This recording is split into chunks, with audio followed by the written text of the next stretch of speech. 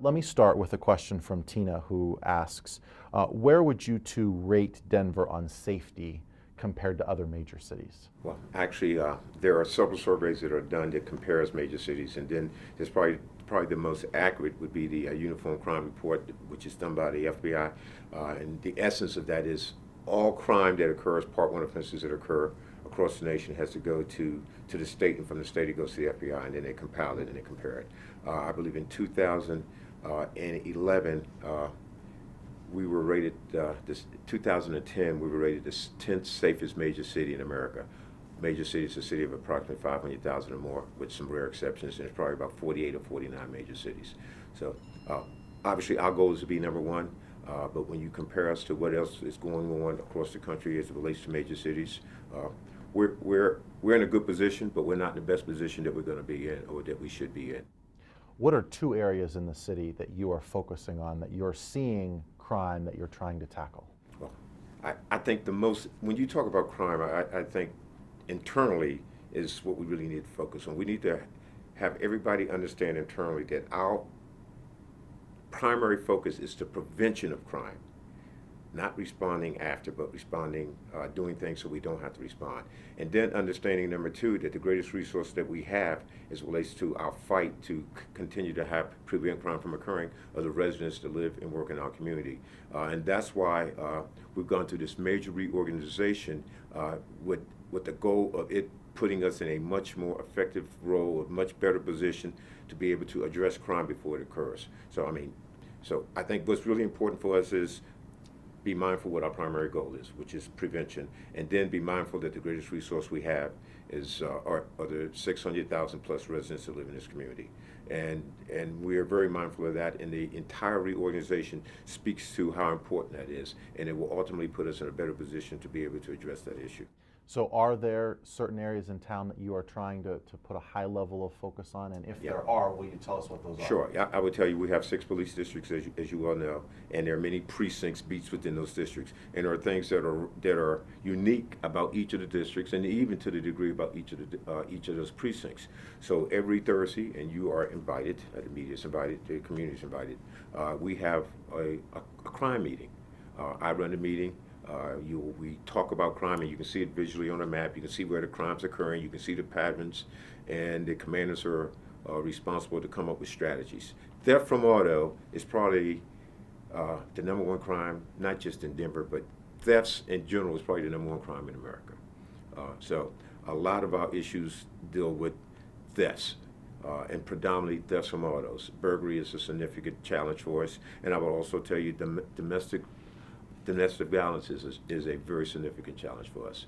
And these are kind of universal right now as it relates to what's going on. I mean, because part of what we have to do also is look to see what's going on around the region and what's going on around the country. So they're pretty much universal challenges for this region, for large departments, and pretty much for the nation. Michael asks, what's the #1 safety strategy that somebody can employ to keep their home, or let's branch it out to a car or something else, to keep their home and car safe? The #1 for any strategy is communication. I mean, that is why it is so important that part of our responsibility as a department is to connect with as many residents as possible, because we need their eyes and ears. So what can Michael do? So Michael can use his eyes and ears, report any suspicious activity to us, be connected with his neighbors, so they have a relationship, so they're looking out to each other. Make sure he has a relationship with the police department, and if it's his home environmental, there's some things that can occur. You know, make sure you don't have your bushes so high where it's just easy for someone who's ill-intended to get between your house and what the street is. Having proper lighting, having proper locks on your windows. There are a litany of things that can be done depending on if you're trying to address your house or you're trying to address your car. But I would tell you, I think the greatest tool he has, that we all have, is the ability to communicate and make sure that we're connected with public safety and connected with your community. No, Yes. in that regard, Jace, it's important to know that the chief has taken substantial measures in pursuit of what he has just explained to you, the relationship of the police to the community. And you should probably, I don't know how much you want to go into that, but he has basically restructured the police department in order to increase the amount of street presence in order to increase patrol. He's also flattened the command structure so that the commanders in the patrol units, are in a stronger position to be responsible for what's going on in their area. So he's got a number of things that he has been working very hard on and hit the ground running with, basically, in order to facilitate that relationship between police and community. How do you measure success then?